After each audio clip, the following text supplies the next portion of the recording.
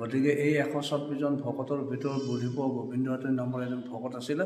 তেখেতসকলে গোবিন্দহাটই তুমি এতিয়া গছত উঠি মৌৰক পাৰিব লাগে, ভকতসকলক প্ৰসাদ হিচাপে বিতৰণ কৰি দিব লাগে। তেতিয়া গুৰুজনাক সেৱা সৎকাৰ কৰি গোবিন্দহাটে গছৰ ওপৰত উঠি তেওঁ মৌৰক পাৰিলে। তেতিয়া গুৰুজনাক চমজালে যে প্ৰভু এয়া মৌৰক পৰা হ'ল। তেতিয়া গুৰুজনে ক'লে যে তোমাৰ মৌৰক পৰা হ'ল, আমিও এগছি বন্তি জ্বলাম। এই বন্তি গছ জ্বলাই পেলাই এই জেগাডোখৰৰ নাম আছিল চন্দনচৰা, আজিৰ পৰা নামকৰণ কৰা হ'ল মধুপুৰ, আৰু মধুপুৰ নামে এখন পবিত্ৰ স্থান হৈ উঠিব এদিন। গুৰুজনে মৌ পান কৰি মধুপুৰ নাম ৰচনা কৰি থৈ তেওঁ আকৌ বৰপেটা পাটবাসলৈ গুচি যায়। 107 বছৰ বয়স যেতিয়া গুৰুজনাৰ হয়, তেতিয়া গুৰুজনাৰ মনত আহিল যে আমি মধুপুৰ ৰচনা কৰি থৈ আহিছোঁ, থান এখনেই হ'ব বুলি কৈ আহিছোঁ, গতিকে এতিয়া আমি যাব লাগে, থানখনি পাতিব লাগে। পুনৰবাৰ আহি তেওঁ ইয়াতে সত্ৰ স্থাপন কৰি